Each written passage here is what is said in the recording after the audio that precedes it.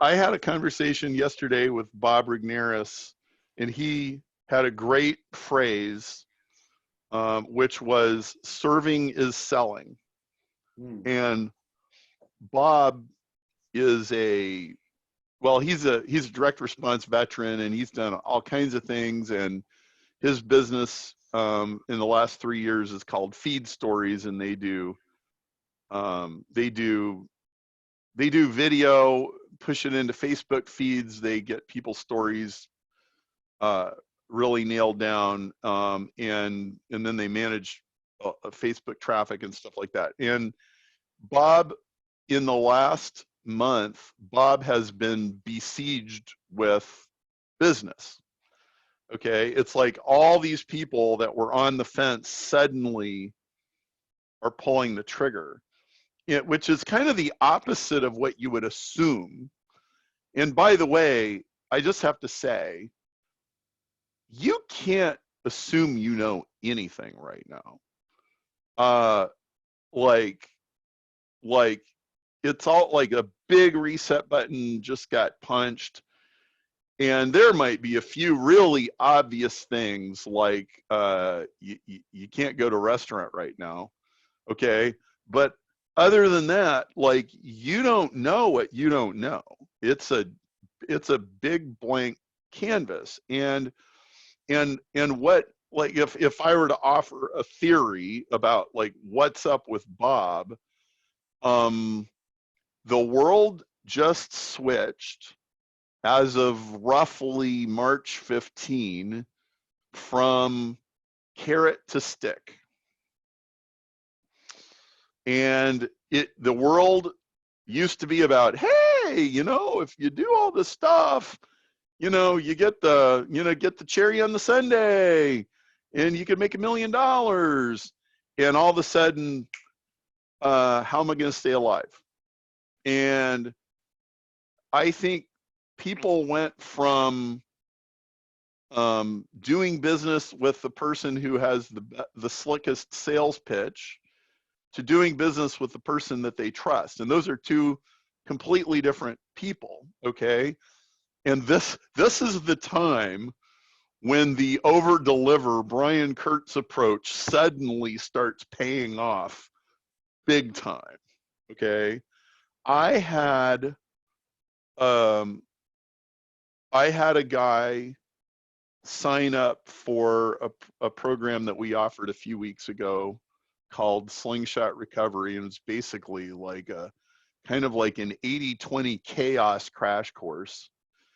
And so you got a big discount if you signed up in Renaissance Club. And so we have this email that goes out that people reply back. It goes right to my assistant, and it says, why did you join Renaissance Club? And there was a guy, he said, hi, I live in Australia. I'm in the trade show business, which is completely decimated for the foreseeable future.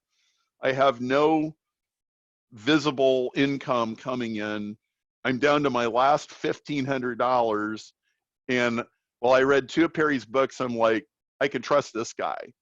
Well, if a guy's down to his last $1,500 and he's giving you probably 300 was the amount, with 100 more next month, that requires a lot of trust. And I have a member, speaking of trade shows, I have another client who's in the trade show business. They sell software that people use to process trade show leads and stuff like that. And like, well, there ain't gonna be no trade shows anytime soon, like that whole thing.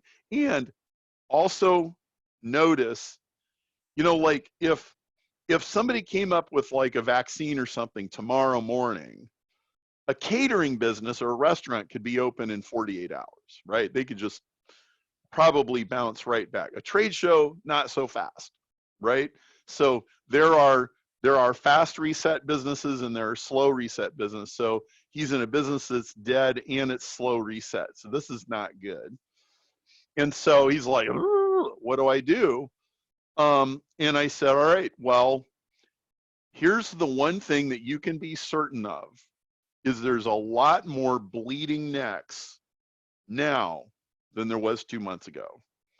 And bleeding neck being like, other than having the money, it's the most important criteria that causes a sale to be made, is if blood is squirting out of their aorta and splattering on the ceiling, they'll pay any amount of money to slap a Band-Aid on that thing and not bleed to death, okay? Which is where a lot of people are. And I said, so you're not in the trade show business, you are in the sales conversion business, okay?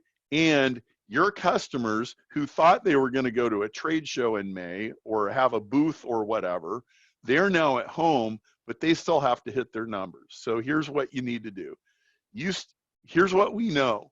You know, because we've been working, like I know this guy, you know, he would be like one of your top guys, Brian, you know, okay? Just like, I said, you know more about sales funnels and sales processes and sales follow-up and sales conversion than 98 or 99% of your customers. So what do? You pick up the phone and you just call them and you go, talk to me. What's going on right now? And just listen. Right? Like, you have some relationship with them. Like, they have API calls. You have API calls into their system. You're sending them data and stuff. Okay, so like, you at least know their name, even if you don't have a relationship with them. Talk to, you know, I have hundreds of customers who have sales processes. Maybe I know somebody. Maybe I can help. I don't even know what you need. You know, what's going on with you? Talk to me. And you know, if the guy's like sitting at home and he used to have his office and now his kids are running around downstairs and he's trying to be a national sales manager and he's got to meet his numbers and nothing's going on and whatever, then probably, I said 80% of these guys, there's a way that everything's supposed to work. You know, when they had the trade show, the leads are supposed to go into this bucket and go to this person, and the brochures are supposed to be mailed out, and the emails are supposed to go out, and the marketing person and the salespeople are supposed to call them, and the distributors are supposed to get the lead and all that kind of stuff. Yeah, I know that's supposed to happen, but 80% of the time it's not happening. You're going to get in there and fix it like, oh, well, you know, you had a trade show in January and you got all these leads and oh my goodness, look at that. Nobody's called any of them, right? And like, you marshal their forces. And I said, now here's the thing I cannot tell you. I cannot tell you sitting here on this Zoom call what your business model is and exactly how you're going to get paid for that. I don't know. Okay. What I do know is they have a bleeding neck and you know something they don't. And you have Band-Aids that they don't have. So like, don't run away from the chaos, run into the chaos. And just go start solving problems. And this is what Bob Rigneris means by serving is selling.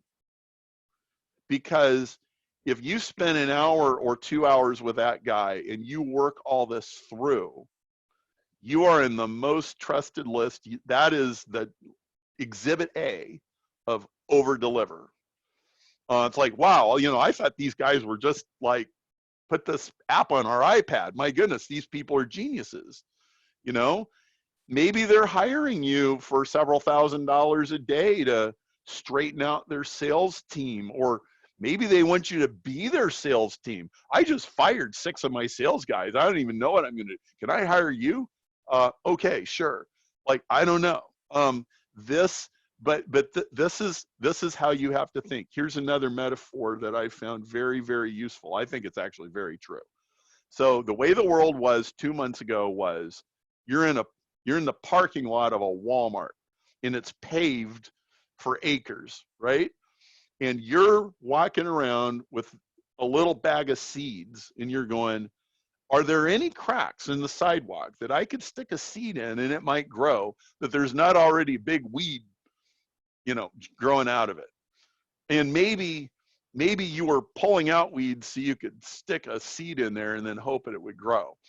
Well, what happened in the middle of March was there was a big giant, like 8.5 Richter scale earthquake. And now there's a 100-foot canyon in the parking lot. and it's 900 feet deep, and there's all the soil you could ever want with no weeds growing in it, okay? Because the world has fractured, okay? And so in January, I wrote a series of blog posts. I said, these are my predictions for 2020 to 2029. I predicted all these things.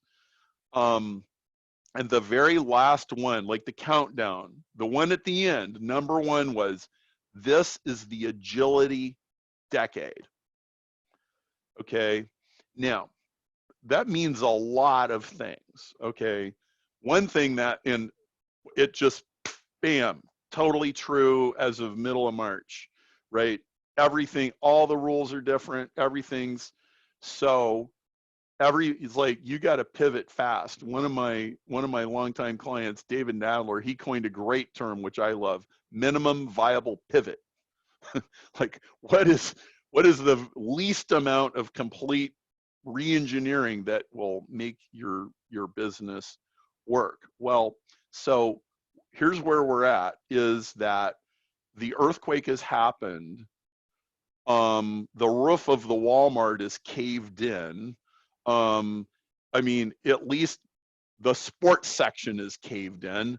Maybe they're still selling clothes somewhere else, but the bicycle and the baseball gloves and the footballs are all, you know, ain't no sporting events at all.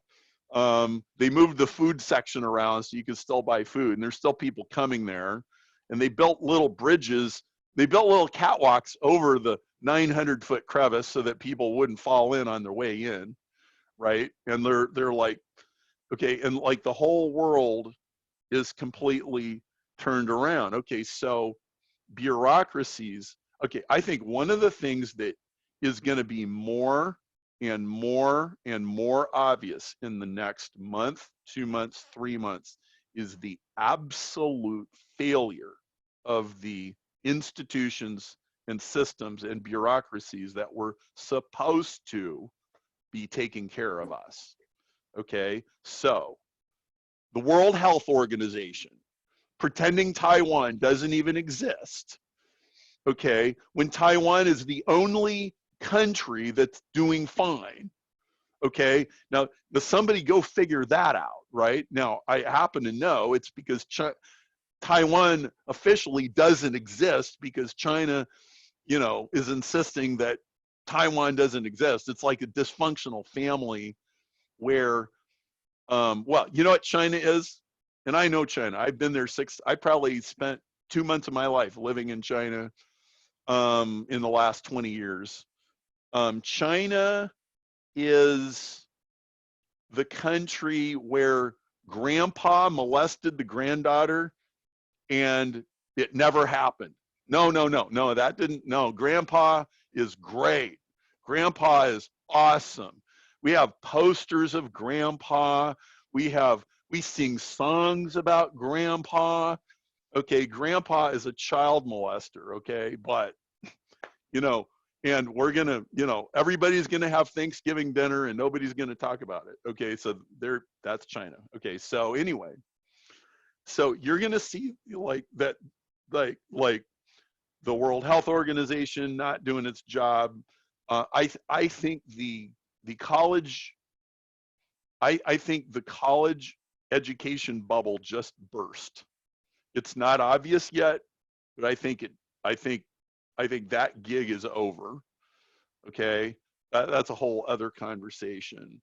And so, like, these bureaucracies, like, they can't move fast, and the people that run them, they're not actual, like, real problem solvers. They're bureaucrats. Okay, what has happened is now the whole game is what agile person can rush in and solve a problem. Now, this morning, I woke up at like 4 o'clock and my brain switched on. I can't imagine that happens to any of the rest of you. And I couldn't sleep for a couple hours. And I connected a dot. Okay, and I remembered this book, Democracy in America by Alexis de Tocqueville. I read it in college. It's one of the most brilliant books ever. Okay. So here's the story behind this book. 1835. United States is 50 years old. Everybody in Europe is talking about the United States. It's all anybody's talking about. Hey, you see what's going on over there? Like nonstop. Okay.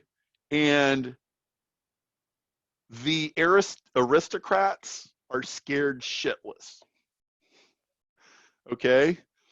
And so the French send their smartest guy to America and they go over there and tell us what is going on. And so Alexis de Tocqueville goes and he spends a few years living in America and he writes this book and he says, let me explain America, okay? And like you go chapter by chapter by chapter, this guy, he nails it. And even 170 years later, he still got it right. He nails American culture. Now, there's this interesting chapter, and it's called Why Democratic Nations Are Naturally Desirous of Peace and Democratic Armies Desirous of War. Okay, now this is really interesting. And before I explain this, I want to like connect a dot for you. We're in war. Okay, this is a wartime season. We're not in peace anymore. We're in war. We're in war with a virus, but it's still war.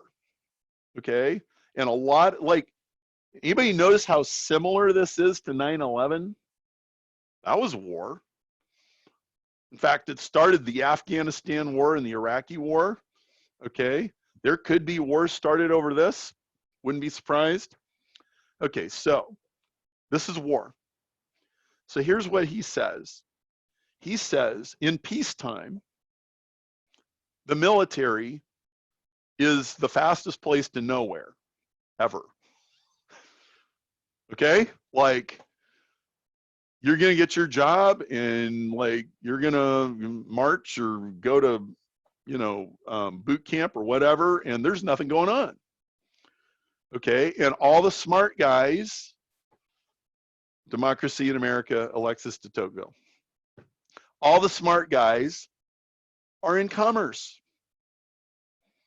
right? They're making their fortune building factories and farms. Gals, yes, sorry, you know, yes, women, everybody. Everybody's making their money in commerce. When war comes, the battle line, the military becomes the fastest path to advancement.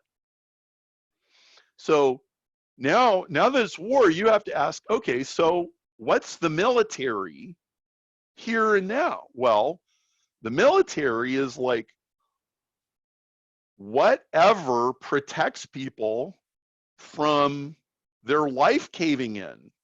It's whatever protects people from the enemy, which could be COVID masks. It could be doctors and nurses. It could be anybody who can figure out how to save your business.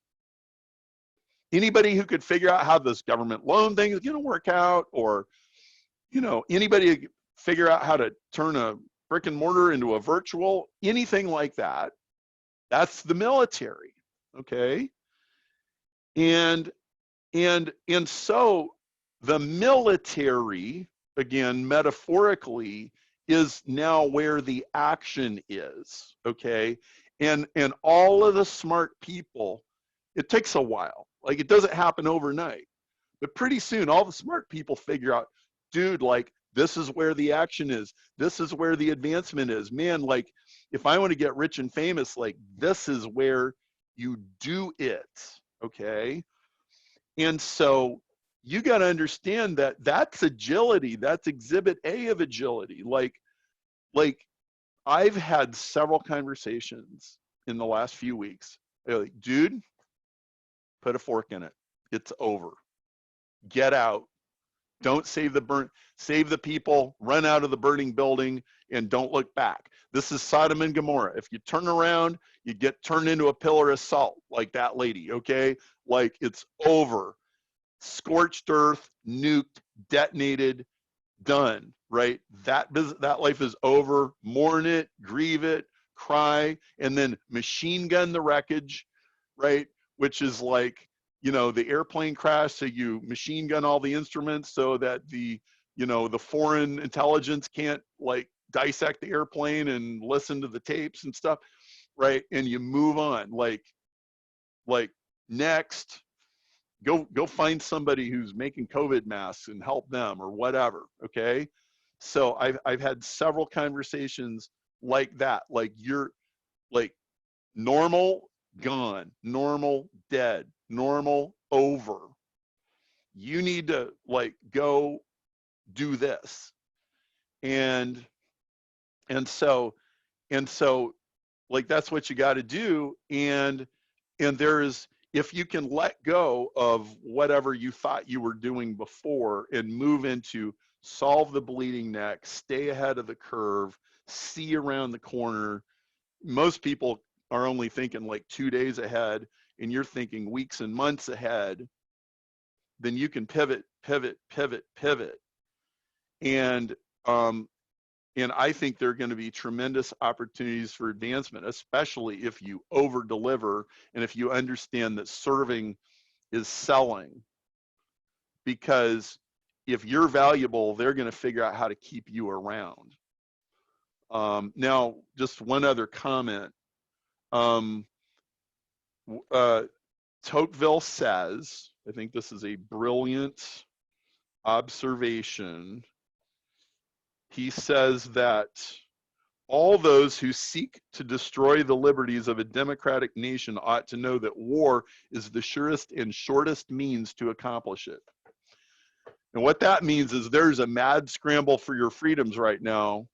And like, you better be a diligent citizen, because it comes after a big giant bailout is a big giant grab. Okay, so sleep with one eye open. So there you go. Gabe has a quick question. You wanna throw it out there to Perry? It's more of a comment, but yeah, I just liked how you're pointing out there, Perry, that like this is the time where like the funnels and cones of money shift, and this is not a political conversation. This is an economic conversation of how when things shift politically, like I'll just use one example because this might help people. When Obama was elected president, I moved to Chicago because it was a bad economic time and the money funnels there. And that's just one example of a funnel. And then there's the cones that suck everything out. And that's what you're explaining. And I actually learned that from a kid's book from Uncle Eric books.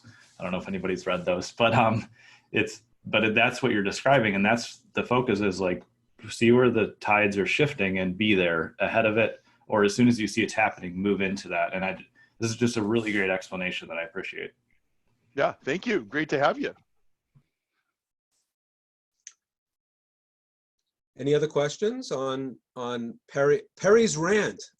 It was no, but it was interesting. We did a really good call with me, you, and John Carlton on rants. And oh yeah, but a rant is not, you weren't doing that angry. So that was a good rant. That was a good rant.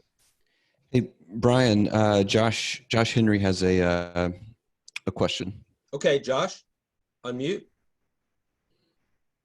Can you hear me? Yes. Yeah. Awesome. Cool. Hey, thanks, Perry. I love this, man. This is great. I was unmuting myself there. Sorry about that. I love this. Regarding pivoting and getting to that minimal viable pivot and testing fast and getting the market early and going where the money is and the funnel and selling and serving and whatnot.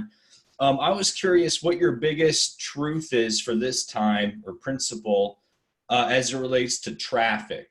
One of my favorite principles with traffic is, fishing where the fish are. But because media prices are changing and, everybody's running around with their hair on fire, I want to test other platforms, online, offline, and just really getting that message of hope in front of my audience and figuring out where they are, because rhythms and habits have changed, you know, so people are at home and people are doing videos. So I'm doing tons of video and, you know, just different things like that. So what would you say as far as essential, eternal truths as they relate to traffic, and at the same time balancing with that, pivoting, testing, you know, experimenting? What's the balance there? How is there anything different that you would suggest? The Yeah. beautiful question. So Yeah, if Perry, I might add on, but Perry might say what I'm going to say. But go ahead, Perry. so traffic prices just dropped 25 to 50%. Amazon pulled their advertising off of Google around March 14. Okay, that immediately dropped the price of Google search clicks in many categories 30% overnight.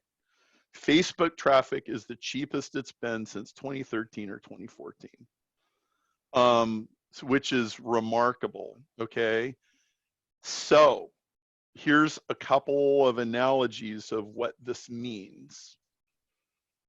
So first of all, so mixing my metaphors a little bit, the tide went out and everybody's swimming naked. And the serve, you know, the serving is selling thing means you grab as many towels as you can and you run out to all the naked people and you start handing out towels in whatever fashion that means in your business. Okay. And then continuing with the analogy, the tide went out, the bid prices went down, the water level went down. So now the action is further out from the shore than it was before. And now, so you're going into that shallower water, but there's more rip tides. Okay. And so like you could break your neck in 0.3 seconds. Like you could seriously get your ass handed to you, like just because the traffic is cheap doesn't mean it's converting, doesn't mean the messaging is anywhere near the same now as it was 2 months ago. And so you have to absolutely watch your numbers like a hawk, your conversion, like online, your conversion tracking and all that stuff has to be totally dialed in. I've got a longtime client named Alex Makarski. He's in Toronto. He has an online agency. If you want somebody to like fix all your tracking and get it right, get a hold of Alex Makarski in Toronto. You'll find him easily. Just Google him. But like you got to get that dialed in, okay? And then to add another analogy, it's also a little like being in the stock market right now. Right? Like everything's all over the place. So you really have to pay attention, but let me kind of give you an overview of, you should be able to see, does it say Maze 1.0 on my screen now? Okay. Yeah. So this is a old traditional online sales funnel that people have been doing since probably 2002 or 3. Okay, Google ad, squeeze page, picks up an email address, and then we have benevolent Chinese water torture by autoresponders and whatever other follow-up mechanism you got, and then you got the close. Okay, so that's like traditional sales funnel. About 5 years ago, one of my clients said, so Perry, I got that and I know how to do it and it works, but most of my customers are 22 years old and they're really not into email and they're on social media and video and YouTube and Facebook all the time. And what do I do with them? And I was like, let me check with my sales manager. I don't know. I finally, one day I figured it out. I was like, oh, I get it. I know what to do. So I'm going to show you what like the social media sales funnel looks like. Okay. So So this version was linear. It like went in a straight line. It's like, I'm going to get the customer and I'm going to like wrap a little leash around their neck and I'm just going to pull them, you know, where I want them to go. Well, you have less and less control over what people do online. And so now here's what it's like. Now what it's like is you're a planet. You're that little red planet in the middle, and there's like asteroids going by in outer space, and every now and then your gravitational field will catch one. And then hopefully you can get them to start orbiting. And someday, sooner or later, you get them to land on your planet, okay? That's kind of the game, okay? And you want your invisible tractor beam to pull them in. Well, okay, so how are we gonna do that? Well, so this is how I conceptualize this. This looks hideously complicated. It's not. Let me just explain it to you. Because this is a huge, like 80-20, it's like a 20% of the 20% of all of these media. So let me break this down. I said, all right, there's 50 media out there.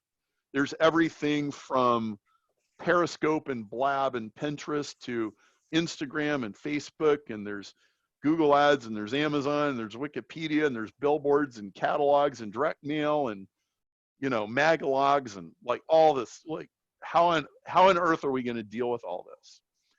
And so what I did was I said, well, let's break this into 4 quadrants.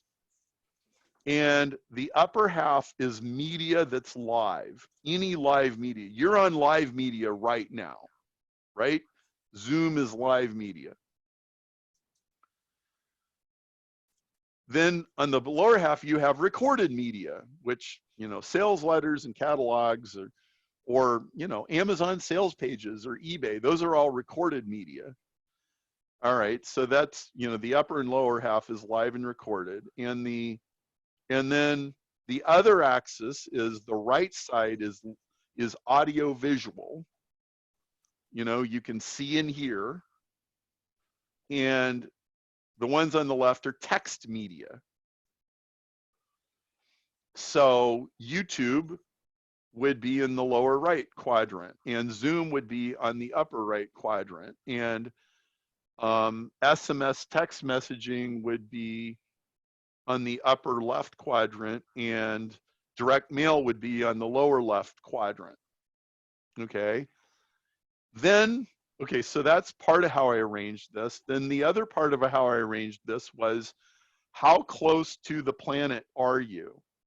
So there are media that are way out in your periphery. They're on the outer edge. They're like the meteor getting caught by the gravitational field as it goes by. So like Wikipedia would be like that. Let's say that you had a Wikipedia page. Okay, and then there are media that are close to your inner sanctum, like texting or Facebook Instant Messenger or your phone.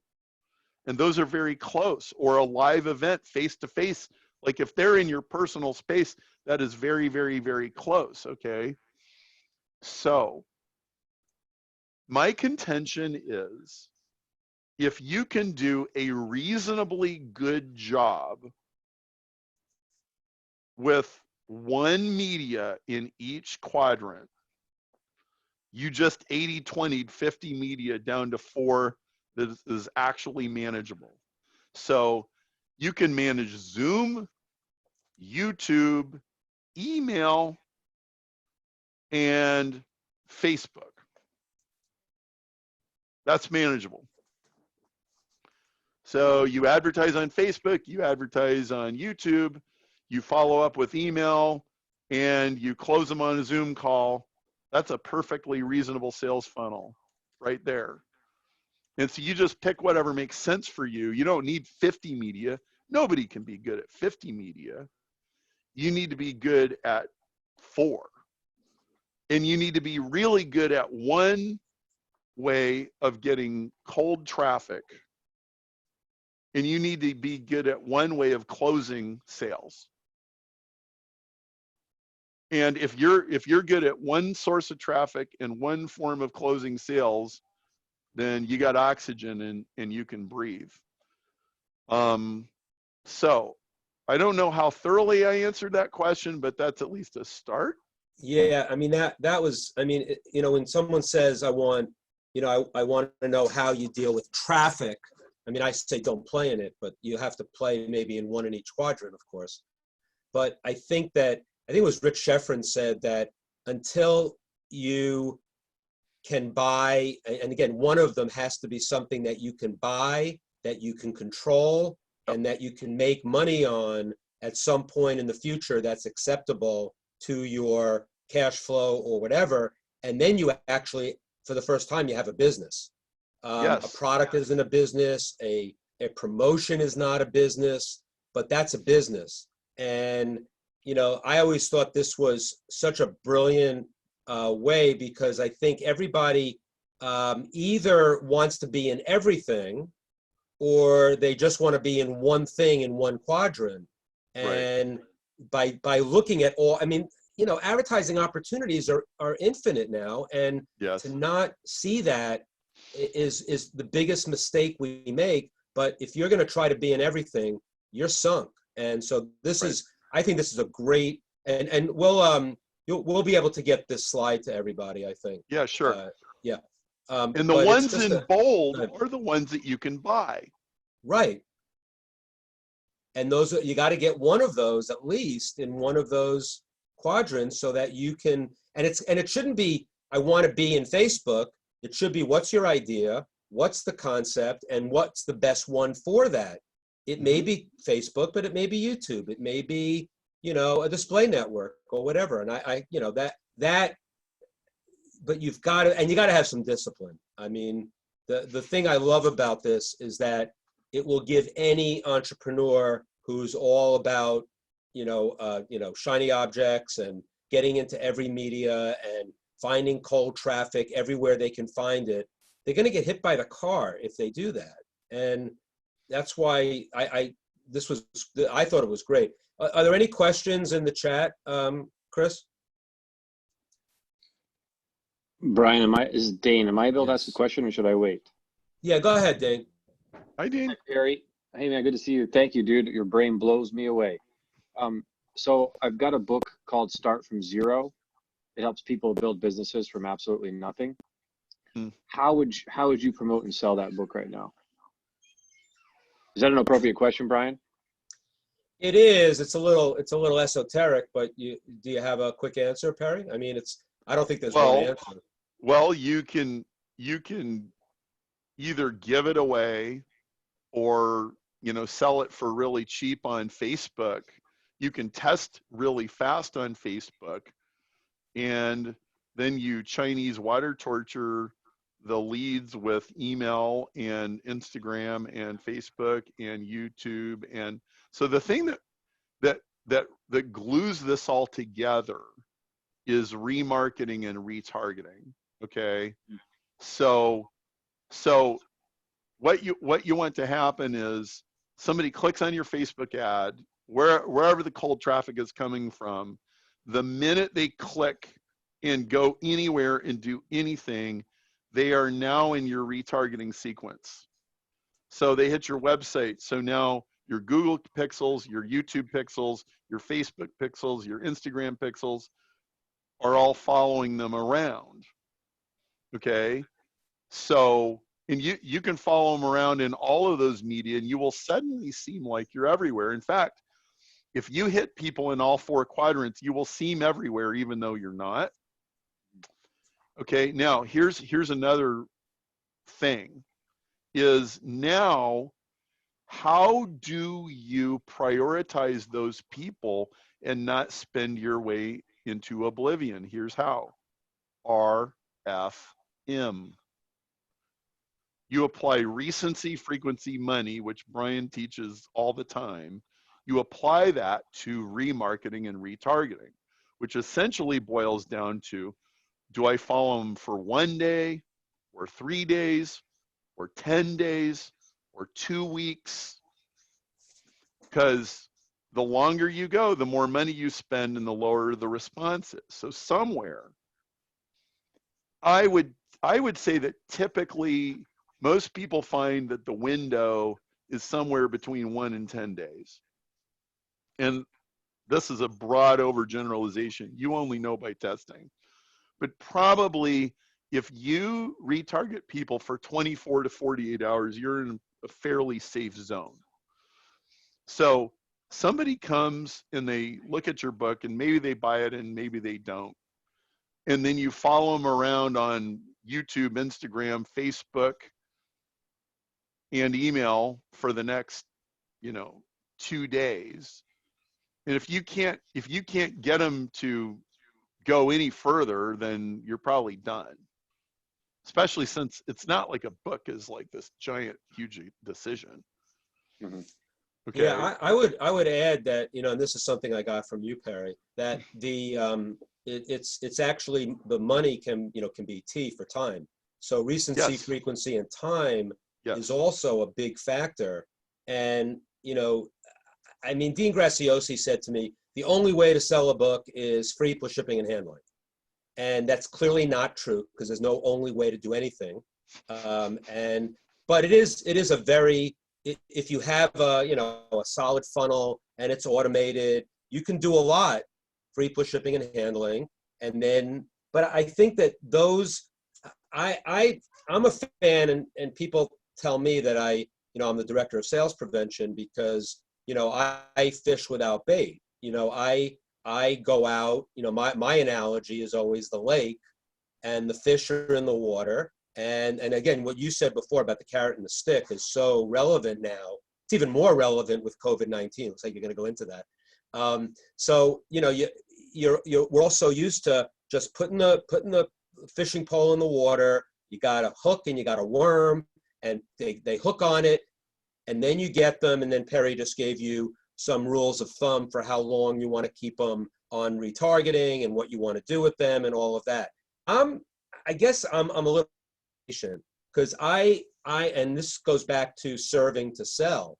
Or content marketing, that I'm more than willing to wait. I'm not going to sit there and pound them as you talk about Chinese water torture, but I'm going to get them on my list. I'm going to send them stuff. This group, I'm sending out a lot. I don't know if they got what we sent them.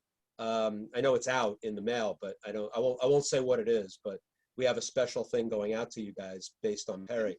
And I just want to keep them, engaged without a lot of work. I will reply to emails. I'll take care of them that way. And it's just another way to do it, but it's led. And if you're patient and you do it right, and that's what I think partially what you were talking about, serving to sell. It's product launch formula on steroids. It's let's give away my best content. Oh, I'll give you some more of my best content. I'll give you more of my best stuff.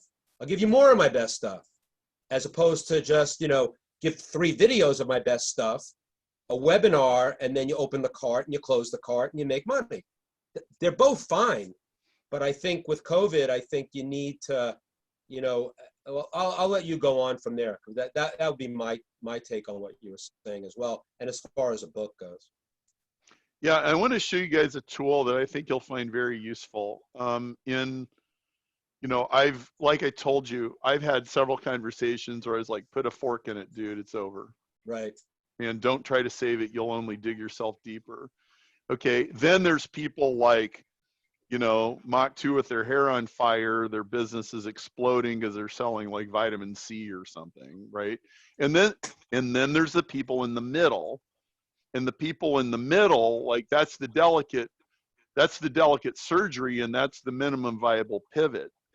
If you go to perrymarshall.com/impact, I made a scorecard that doesn't require an opt-in. You can opt in, but it's not required.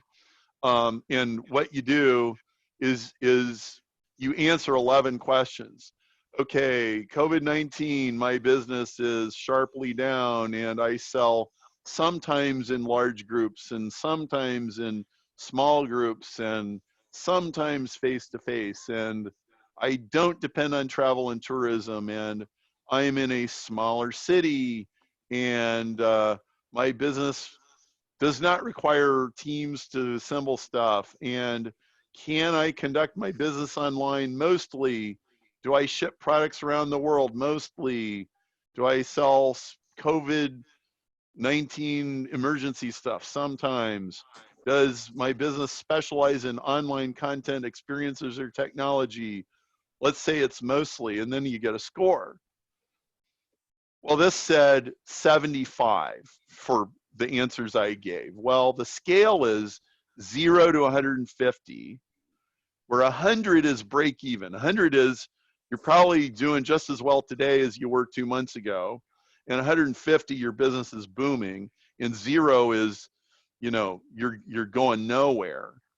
And so in my judgment, you know, if you're below a 50, then you may, well, if you're below a 25, you might be in the just give up right now, possibly, okay?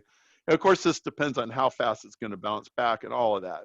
There's obviously gray areas, but I think all of you need to look at your business and your clients' business as being in one of 3 categories. You're either in walk away, or you're in massive pivot, repair, bleeding neck, fix it, change it, reinvent yourself, or like, man, all we need is more hands on, all hands on deck. Like, you're one of those 3 things. And you need to be mindful of the dotted line between the stuff you walk away from and the stuff you run towards. Because the worst thing you can do is spend the next 3 months trying to fix something that can't really be fixed. Or worse yet, digging yourself way deeper. Or spend your government bailout money on a business that's going to go under anyway. Well, you might as well spend that money on a business that's going to do something.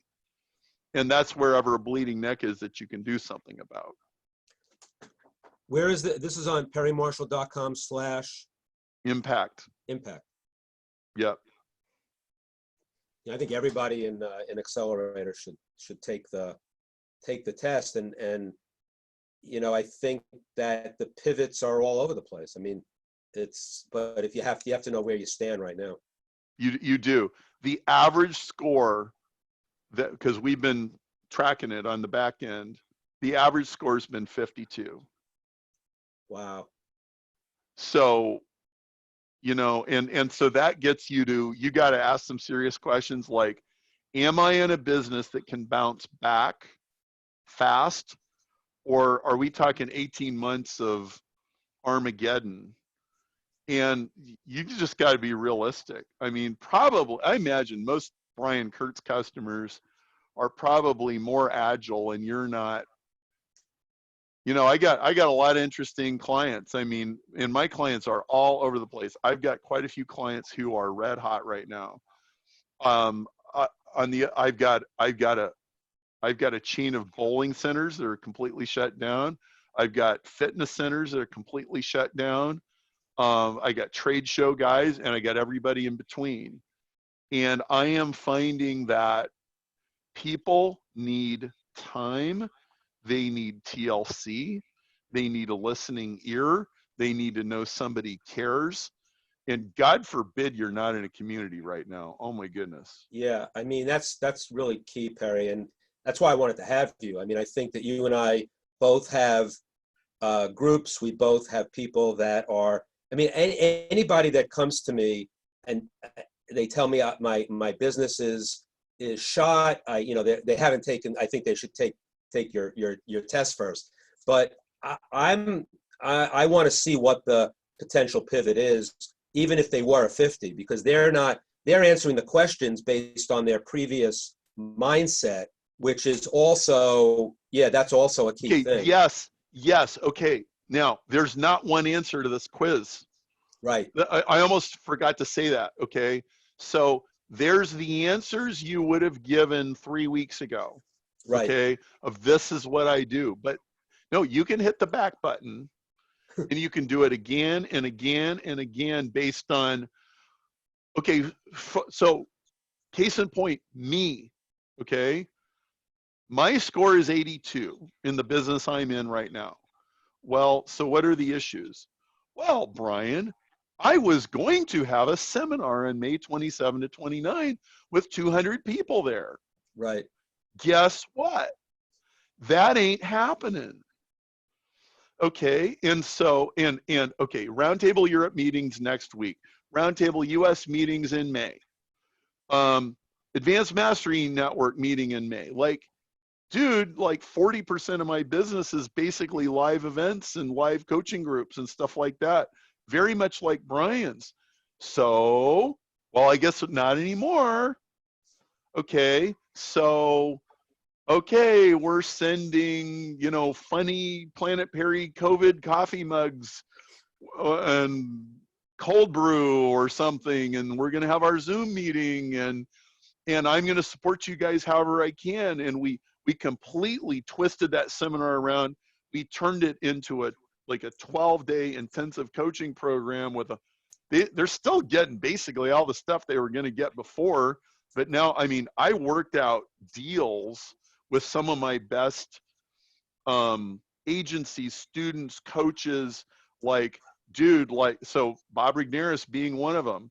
All right, Bob, like we brainstormed on this hard for several weeks, and we put this whole thing together. Like, all right, so in 48 hours, we're going to fix all this stuff in their Facebook account, and then literally in the next 10 days, we're going to get their sales funnels all straightened out. We're going to get them up. We're having them do the impact score. We're discouraging people that can't be fixed from coming into this thing. We're finding the ones that can pivot. We're taking advantage of the fact that the price of traffic drastically dropped. We're going to help them dial it in. I would never do this without help right now because it's so volatile and it's so complex. But man, we are running into the chaos. And so maybe the pivoted version of my business might be a 90 instead of an 82, Right. or maybe it's 100.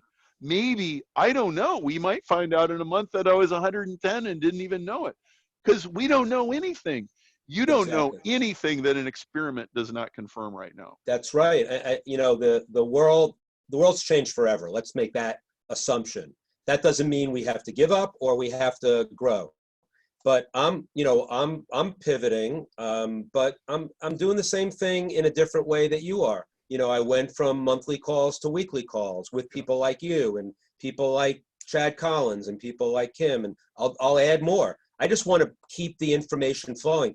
And I think that a lot of folks are, if they have like a brick and mortar business, if they can, you know, I have a guy doing, you know, telehealth, which is, you know, they do meditation and fitness and all these things on video. But you can also, you don't have to give up on the other business, but I told him he can seed, or if you're a chiropractor, you seed the business now for the future. You know, you basically, or you maybe get them into your office, as I said before at the beginning of this. So you don't want to give up on what you had, but you can't assume that you're going to have it in the same way, in the same form when we come out of this, and who knows when we're going to come out of this. So I think that, you know, going, and again, just to coin a phrase, you're going to have to over-deliver. You're going to have to give some stuff for free that you might have paid for, or discount it at an amazing rate so that you can keep people engaged with you. And that's what I'm doing. It's what you're doing. I can't go broke, but if I can break even at this time, that's a pivot in itself, because you want to wait and see too, and see how many live events can I do now? How many can, and I'm already making plans for my September mastermind. It's not quite, you know, as big as yours, but it's 50 or 60 people. But if I can't do it, I'm going to do it virtually. I've got all ideas to do it virtually. The people who have coached me on that, they say, do a virtual, but count it as one of their events. I don't have to do that. You know, I don't have to you know, I'm going to do a virtual and make it all a value add and say, I'm just going to do this. And that's the over delivery part, because I don't think people should have to suffer because we still don't know what the virtual, and I've seen virtual events already that are pretty good. I mean, they've done a really nice job and they've counted them toward, I think Molly Pearson's on this call, and Ellen Bader, who did an event for couples, they did a virtual event and they counted it as one of the events. I don't necessarily have to do that. You know, it probably will be just as valuable, but I don't have to do that. And you make decisions. I mean, I'm making them on the fly. And the beauty of it is, of course you can make it fly. You're home all day. What else are you doing? You know? That's right. Any other questions, Chris, in the chat? Yo, Brian. More Colin, comments and questions. I see Colin's got his hand up. Yeah, Colin, go ahead. Hi. Hey, Perry, thanks for the call, and Brian for putting it together. Hey, so Perry, you mentioned that when these economic situations happen, there's a quote unquote grab. And I'm wondering if you could define that a bit more. Like, what does that actually look like, that grab? Because it seems like there's an opportunity there, and I'm wondering what that actually looks like in real life. Well, look, you know, the reach of government just extended, okay, and the taxes just went up, okay, and you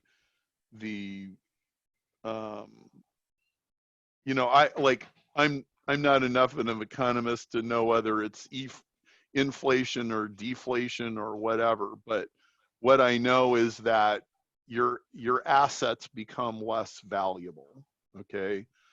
One of the trends I see in the world is that financial and physical assets, and even money, even investment assets, are devaluing, and smarts and savvy and the ability to jump into a situation and solve a problem are up in value.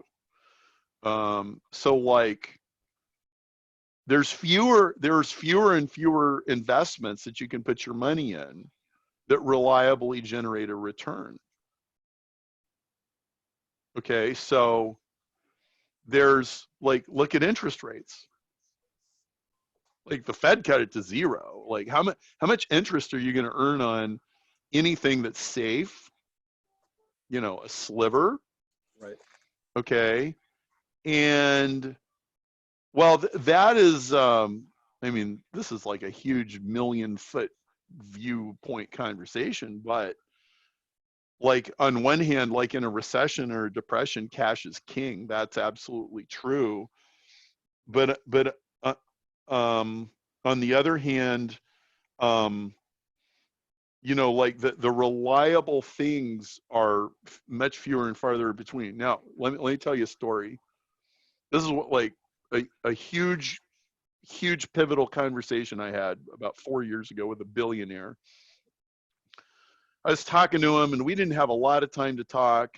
And I said, someday if I had more time, I'd love to hear like, what's your investment strategy and how does it work? And he goes, well, it's not as fascinating and interesting as you think. And I go, what do you mean? And he goes, we just do what any good investment book would tell you to do anyway. The only difference is we actually do it. And I still didn't know what he meant. I'm like, what do you mean by that? And he said, okay, he said 99% of the money in the world is managed money. Okay. People have, you know, their big nest egg and they give it to some money manager and they go, here, make me money.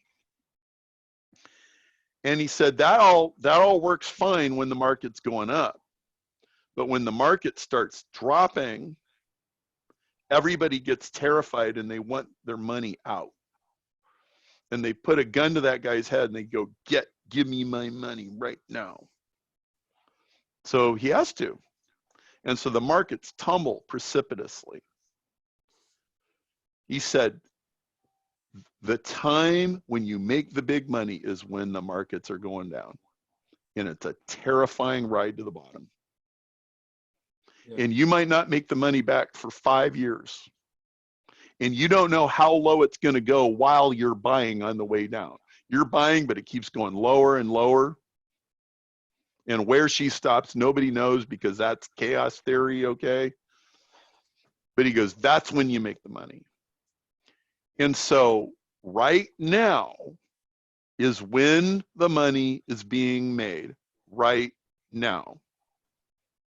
It's buying the assets that people don't have the cash to hang on to, that will still be valuable later on, right?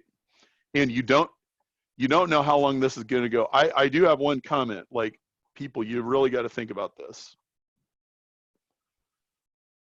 Can you stop a freight train instantaneously? What happens if you try to stop a freight train instantaneously? You could put a brick wall in front of a train and you could stop the engine instantaneously. And then, and the whole thing is like all over the neighborhood, right? All right, I want you to think about what's going on.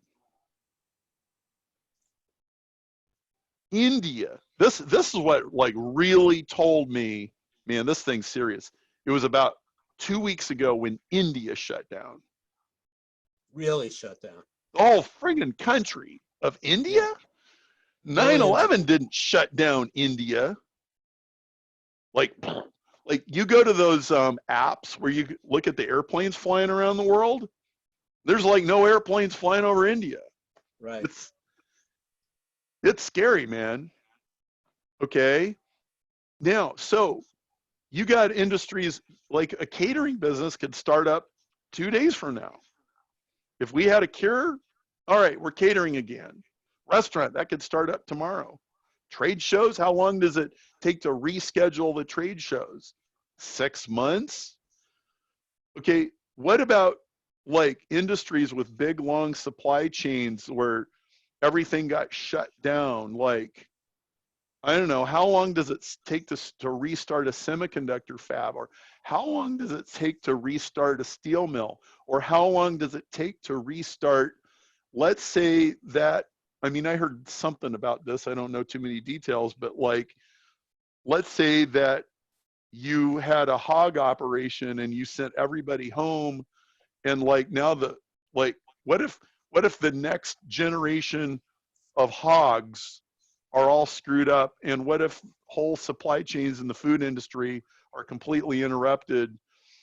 How long does it take to that get fixed? So the train, it takes like the engine stops instantaneously, and then it takes like 5 minutes for the whole rest of the train to spill all over the place. How long does it take to put the cars back, put the thing back together, get it back on the track, and get it back up to 50 miles an hour? How long does that take?